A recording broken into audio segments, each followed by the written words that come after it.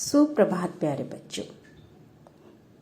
पहले तो ये बताओ कि आपने कभी बहाना बनाया है कि कभी ऐसा हुआ हो स्कूल की छुट्टियां बीत जाने के बाद आपने स्कूल का होमवर्क न किया हो।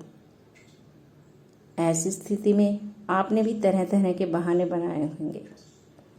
ऐसे ऐसे एकांकी में तीसरी क्लास का बच्चा मोहन अपना स्कूल का काम न करने की वजह से घबरा गया था। जैसे कई बार होता है ऐसी क्लास में हम आपसे पूछते हैं कि बच्चों जो आपको कल काम दिया था आपने पूरा कर लिया, तो आप कहते हैं हाँ मैम कुछ प्रॉब्लम हो गई थी, पेट में दर्द था, सिर दर्द हो रहा था, हम कहीं चले गए थे, हमें फीवर हो गया था। ऐसे ऐसे बहाने बनाते हो। लेकिन बेटा आप टीचर्स को नहीं जानते हैं। टीचर्स आपके हर बहाने को पकड़ लेती है। आप जो बहाने करते हो तो हमें पता चल जाता है, क्योंकि आप बहुत मासूम हैं, बहुत छोटे हैं। तो जब आप झूठ बोलते हो ना, वो झूठ आपके चेहरे पे दिखाई देने लगता है। टीचर्स तो पहचान जाते हैं, लेकिन पेरेंट्स बेचारे जल्दी से पहचान नहीं पाते। लेकिन आप इतना मासूम चेहरा बनाकर पेरेंट्स के सामने आते हो और उनसे बोलते हो, तो वो सोचते हैं कि हाय हमारे बच्चे को सचमुच में ही कुछ हो रहा है। लेकिन आप जो है बहानों पे बहाने करते चले जाते हैं। लेकिन बेटा ये बहाने अच्छे नहीं होते हैं। अगर आपको कोई प्रॉब्लम है तो आप सच बोल दो। घबराने या डरने की कोई ज़रूरत नहीं होती। अगर आप सच बोलोगे तो स्थिति कंट्रोल में आ जाती है और टीचर्स आपको माफ़ कर देते हैं और आपका गृह कार्य पूरा हो जाता है। अब यहाँ भी इस एकांकी में ऐसे एकांकी में तीसरी कक्षा में पढ़ने वाला बच्चा मोहन अपना स्कूल का काम न करने की वजह से घबरा गया था और स्कूल न जाने के लिए बीमारी का नाटक कर रहा था।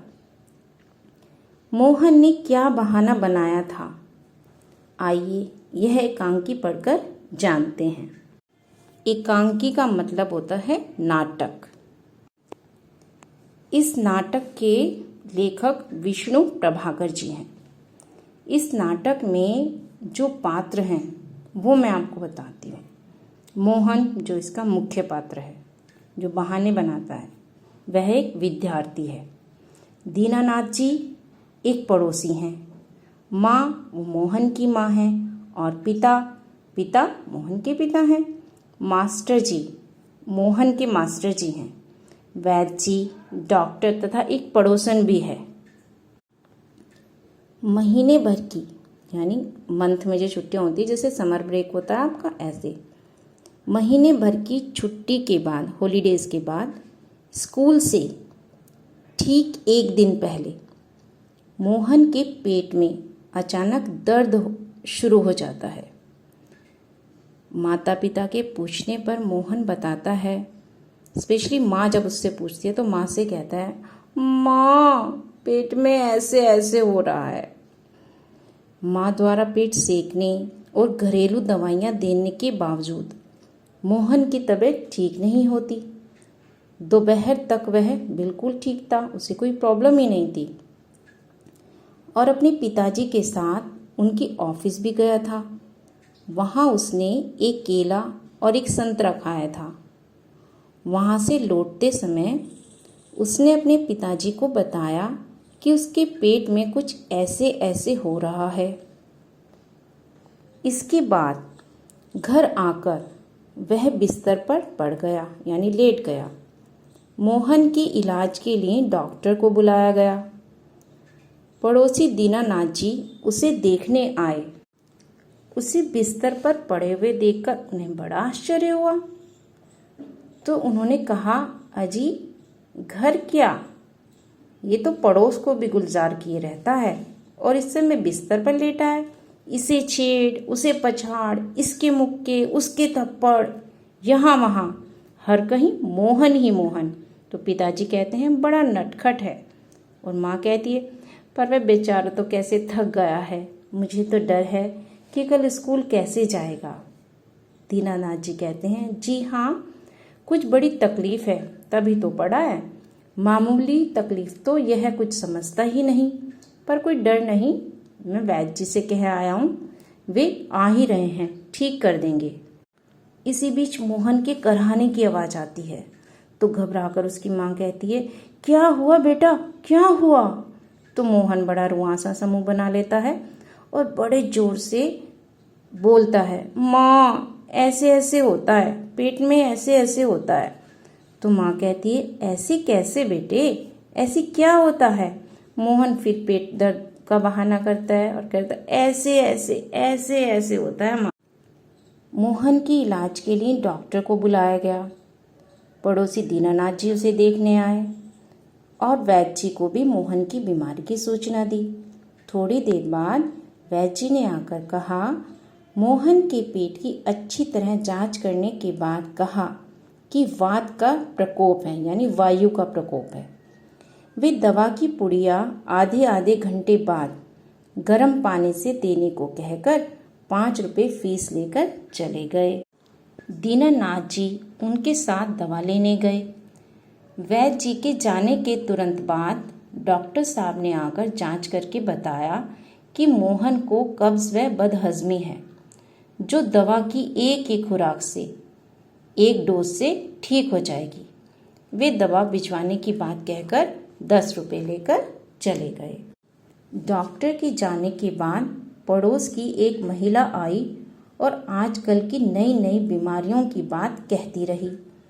कुछ देर बाद मोहन के स्कूल के मास्टर जी मोहन को देखने के लिए आए।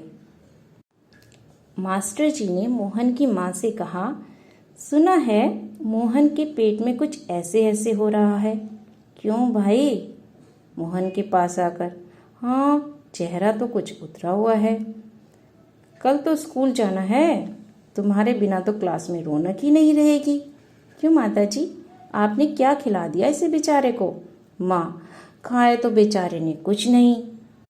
मास्टर जी कहते हैं, तब शायद न खाने का दर्द है, समझ गया, उसी में ऐसे ऐसे होता है। मास्टर जी मोहन की माँ से कहते हैं, माता जी, मोहन की दवा वैद्य और डॉक्टर के पास नहीं है। इसकी ऐसे ऐसे की बीमारी को मैं जानता हूँ। अक्सर मोहन जैसे लड़के को यह हो जाती है। माँ, सच? क्या बीमारी है यह?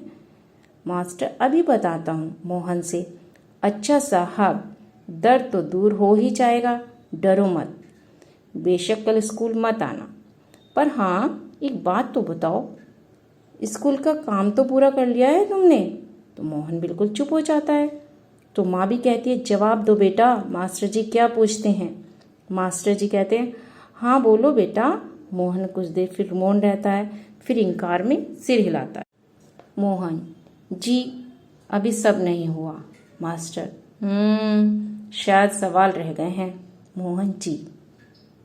मास्टर जी, तो यह बात है, ऐसे ऐसे काम न करने का डर है। माँ चौंक कर, क्या? मोहन मुंह छुपा लेता है। तब मास्टर जी माँ से कहते हैं, वो हंसते हैं, कुछ नहीं माता जी, मोहन ने महीना भर मौज मस्ती की, स्कूल का काम रह गया, तो आज उसे ख्याल आया, बस डर के मारे पेट में ऐसे ऐसे होने लगा, ऐसे ऐसे।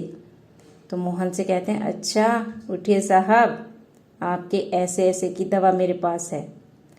स्कूल से आपको 2 दिन की छुट्टी मिलेगी, आप उसमें काम पूरा करेंगे और आपका ऐसे ऐसे दूर भाग जाएगा। मोहन उसी तरह मुंह छुपाए लेटा रहता है।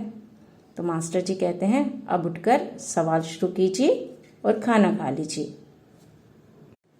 मोहन उठता है। माँ ठगी सी देखती हैं। दूसरी ओर से पिता और दीनानाथ जी दवा लेकर प्रवेश करते हैं। रे मोहन, तेरे पेट में तो बहुत बड़ी दाढ़ी है, हमारी तो जान निकल गई। 15-20 रुपये खर्च हुए सो अलग। पिताजी की ओर देखती है और कहती है, देखा जी आपने? पिताजी चकित होकर, क्या क्या हुआ? माँ, क्या क्या होता? यह ऐसे ऐसे पेट का दर्द नहीं है, स्कूल का काम न करने का डर है। पिता, हैं? दवा की शीशी हाथ से छूटकर फर्श पर गिर पड़ती है और फूट जाती है। एक क्षण सब ठगे से मोहन को देखते हैं, फिर हंस पड़ते हैं जोर जोर से। दीनानाथ, वाह मोहन वाह, पिताजी वाह, बेटा जी वाह, तुमने तो खूब जगाया, खूब छकाया और पूरे कमरे में ठहाकों की आवाज़ गूंजने लगती है। अच्छा बच्चों, तो अब ये बताओ कि आपने इस कहानी से, इस एकांकी से, इस नाटक से तुमने क्या सीखा? बताओ।